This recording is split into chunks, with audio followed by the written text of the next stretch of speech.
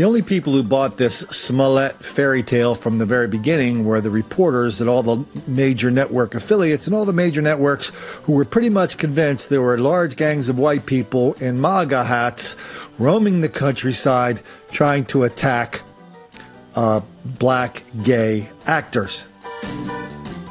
Well, now the story is starting to come out piece by piece by piece. The people ahead of the story the whole time were Second City Cop and CWB Chicago. Now the local affiliates are starting to contribute to the story. In Chicago, they figured out that the two guys they identified as people of interest, yes, they were not white guys wearing MAGA hats. They were black guys known to Mr. Smollett. Yeah, apparently the dude was being written out of Empire. He was all pissed off. And apparently the cops have known this for several days, if not a week, that this was a staged attack. Let's get some more details from the ABC affiliate in Chicago. Is developing minute by minute here. Right now, Chicago police are questioning Jussie Smollett and a second Empire actor in the investigation into that alleged attack. Multiple sources are telling Eyewitness News that Smollett and the two men are being questioned by police for staging the attack, allegedly because his character was being written out of the show. Someone familiar with the investigation said that Smollett was a no-show for an interview earlier today with detectives, and all of this is coming on the heels of Smollett speaking out in his first media interview, taking aim at those who doubt his story. He said, "This MAGA country punches me right in the face." So I punched it back.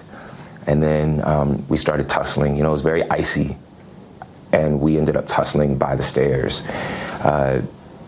fighting. There was a second person involved who was kicking me in my back. A harrowing account of what Empire actor Jussie Smollett says happened to him in Chicago's Streeterville neighborhood last month. As his television show continues to shoot this evening on the Mag Mile, police are now questioning the two people seen in this surveillance photo. One, an actor on Empire.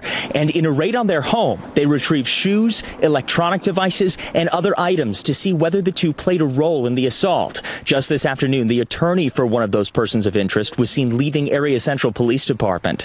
Smollett said today, these two are his attackers. I don't have any doubt in my mind that that's them.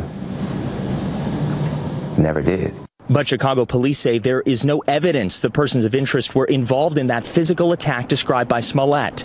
The actor and LGBTQ activist says a racially motivated, bigoted attack left him with cuts and bruises to his face and ribs, a noose around his neck, and bleach poured over his body. I understand how difficult it will be to find them, but we gotta. I still want to believe, with everything that has happened, that there's something called justice. Now, obviously, this case is still evolving. Chicago police say they cannot confirm the identities of those being questioned in the case to protect the integrity of the investigation, and those identities will not be released right at this time. My favorite part of the story so far comes from CWBChicago.com.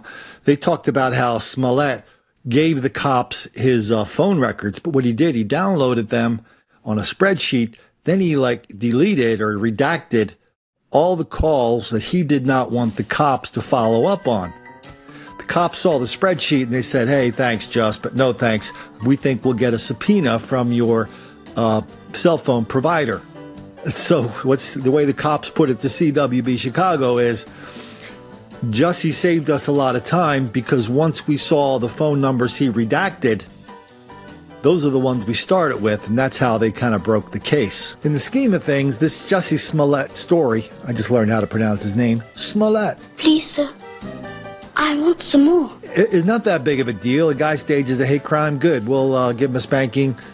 He'll promise not to do it again, and off he will go to his next acting gig, telling everybody he really did get beat up by a bunch of people wearing white guys wearing MAGA hats. That's the way this is going to play out, even though he's going to be proven wrong. But even though I like, these hoaxes are really important, they're bigger than this because the hoaxes really show us something more important than this clown staging a hate crime. They show us how eager reporters and public officials are to believe this fairy tale, how eager they are to believe the greatest lie of our generation, the hoax of black victimization.